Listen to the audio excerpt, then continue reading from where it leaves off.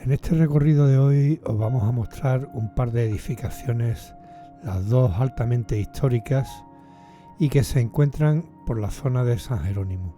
Uno es el humilladero de San Onofre o el templete de San Jerónimo y la otra es el convento de San Jerónimo.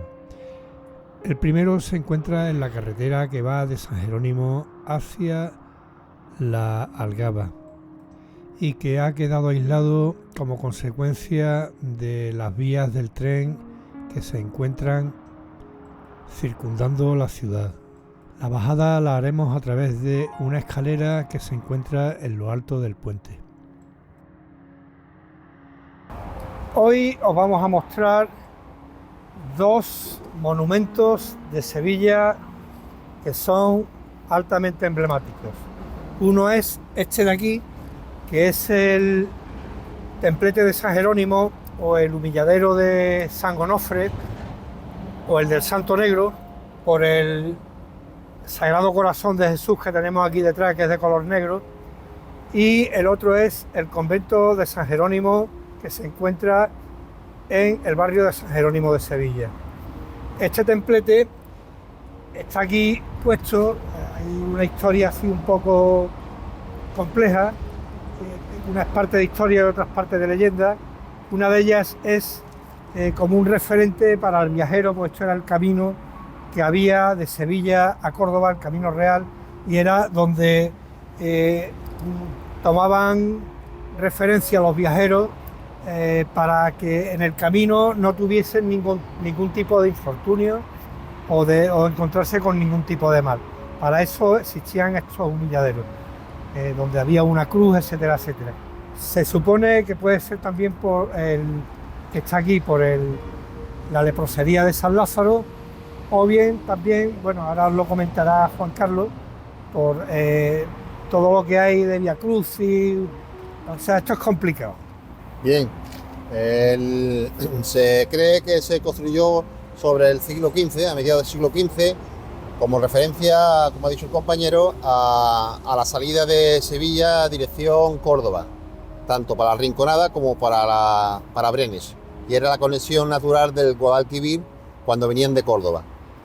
El humilladero se sitúa aproximadamente a la misma distancia del monte de la crucificación de Cristo en relación a hacer un vía crucis desde el hospital de San Lázaro hasta este lugar emblemático en la salida de Sevilla.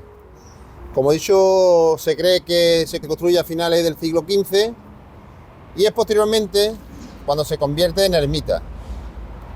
Pasa el tiempo y en sus alrededores se construye una venta que la llamaban la venta del Santo.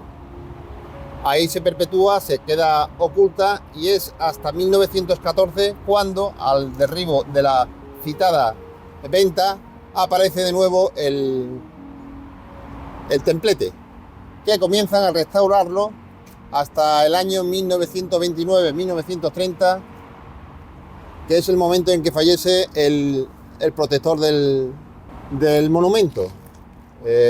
Posteriormente, y con la instalación de las vías de Renfe, es esta empresa la que realiza la total recuperación del monumento en el año 2013, quedando ya, como veis, casi perfecto. El santo que tenemos es posterior, por supuesto, porque se cree que la capilla pertenecía, o mejor dicho, el humilladero pertenecía a San Onofre, y lo sustituyen por un Sagrado Corazón de Jesús en material de hierro. De hecho, de ello le viene el nombre de Santo Negro, por el color del hierro que refleja la imagen. Queda que decir que, como veis, es de estilo gótico. El arco ojival, como dice Juan Carlos, pertenece al siglo XV del arte gótico. Y esto sí es data del siglo XV. Esto se ha mantenido tal cual. El templete de San Jerónimo o templete de San Onofre o del Santo Negro es un monumento religioso construido junto al Camino Real que unía Sevilla con Córdoba. Se encuentra en la zona de San Jerónimo.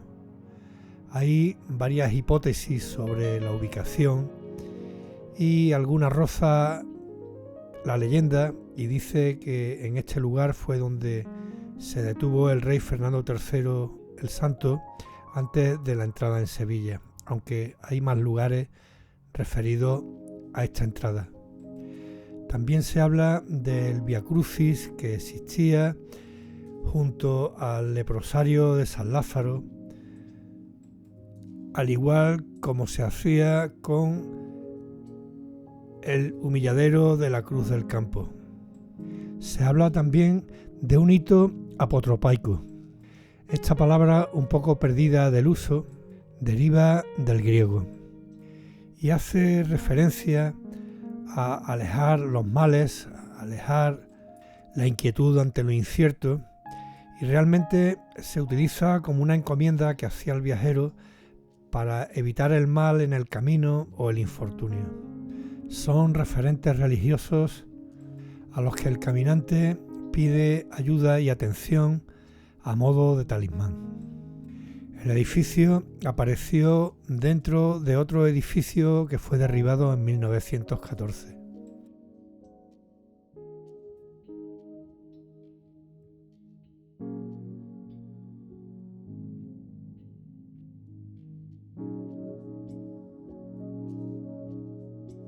Diego Angulo Iñiguez, catedrático de Historia del Arte y nacido en Valverde del Camino, creo que en 1901, fue quien dató este monumento una vez que se tiró abajo lo que había aquí y salió a reducir esto. El catedrático de Historia del Arte, Diego Angulo Iñiguez, fue quien documentó el mismo datándolo de fines del siglo XV.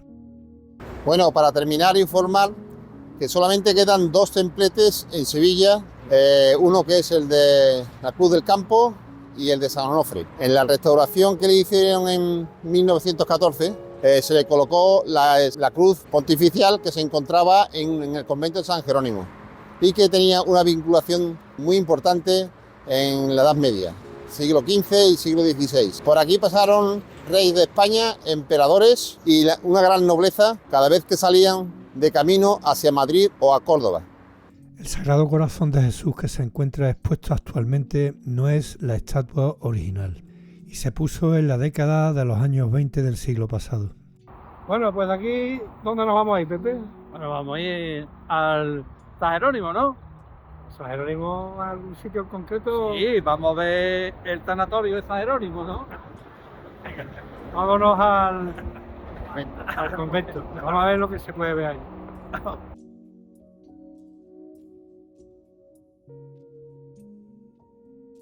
El convento de San Jerónimo, que se encuentra en San Jerónimo, estuvo muy vinculado con la nobleza castellana, ya que permitía el ingreso de aristócratas que no tenían nada que ver con el clero, que eran laicos. Y uno de ellos fue el jurista Diego Martínez, que ingresó previamente en el monasterio de San Jerónimo que se encontraba en la población de Guadalupe, en Extremadura. Este, con el apoyo del arzobispo Alonso de Egea y algunos aristócratas sevillanos simpatizantes de la orden, fundó el convento en los terrenos que estamos viendo ahora mismo el 11 de febrero de 1414. El convento actualmente se encuentra en rehabilitación de sus ruinas, que le dieron este estado no por la desamortización que hubo en el siglo XIX, sino simplemente porque quedó en estado de abandono. Diego Martínez fue prior del convento hasta el año de su fallecimiento, que acaeció en 1446. Fue Diego de Sevilla. Le sucedería en el cargo su compañero y cofundador Juan de Medina. En este lugar se empieza a aplicar una tecnología muy novedosa que se llamaba la imprenta y se aplicó como consecuencia de la prosperidad que tenía el convento, así como de la cantidad de miembros que congregaba. Se publica un libro, el Antifonario, que era el escrito litúrgico de los ritos latinos. En la actualidad, el convento es la base del centro cívico del distrito y en él se desarrollan todo tipo de actividades culturales. Podemos ver el claustro, que se encuentra en fase de consolidación, y aparte de la magnitud de este, se puede apreciar la enorme belleza que desprende. Bueno, nos trasladamos al año 1414. Esto es un monasterio de la Orden de los Jerónimos. Fray Domingo de Medina, que fue el que fundó este monasterio, y hoy día está como está, ustedes lo veis. Como veis, ahora mismo está en proceso de restauración. Pertenece al ayuntamiento. Para hacernos una idea de la gran importancia que tuvo este convento, entre 1508 y 1511, Fernando el Católico, que ya estuvo en anteriores ocasiones en la capital, se supone que pernocta con su segunda esposa, Germana de Foix, en el lugar antes de entrar en la ciudad.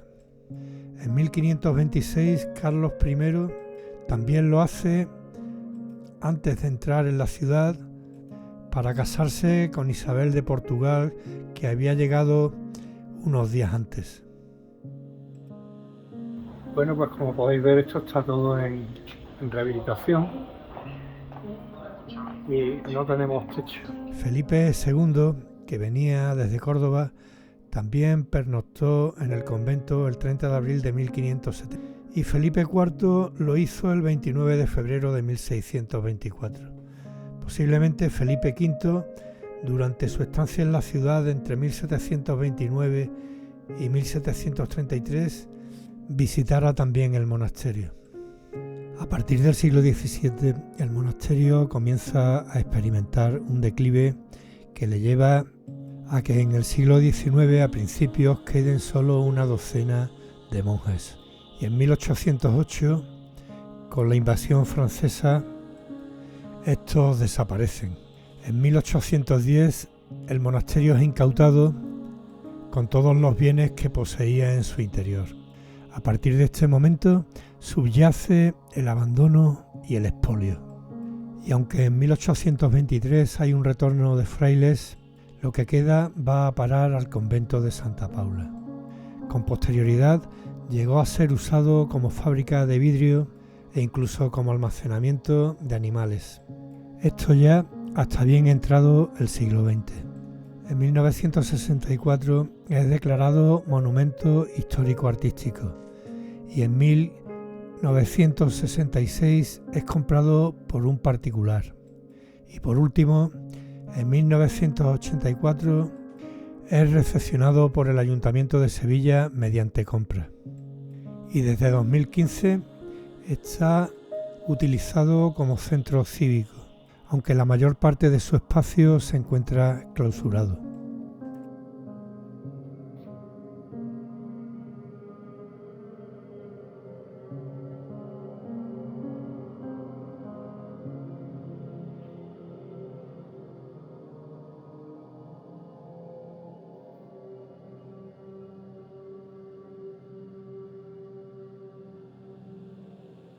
Estamos en la cripta del monasterio, estamos en la parte baja y en el sótano, y por lo visto aquí donde estaba la cripta. Y como veis, actualmente hay una exposición del centro cívico de San Jerónimo. Seguramente habrá servido de bodega o de depósito de grano. Bueno, todos los elementos que podrían almacenarse en el convento, el cual fue bastante visitado por reyes y nobles en su tránsito hacia Córdoba. Esta era la entrada de Sevilla por la parte norte y aprovechaban para descansar y limpiarse, arreglarse antes de la entrada en la capital. Bueno, pues aquí vamos a despedir este pequeño monográfico dedicado al templete de San Jerónimo y al convento de San Jerónimo. Monasterio de San Jerónimo. Monasterio. Así que hasta la próxima, esperemos que os haya gustado y nos vemos en el próximo vídeo. Añadir que aquí gente tan importante como Carlos V, reyes católicos, Felipe II, todos pasaban por aquí antes de entrar en Sevilla.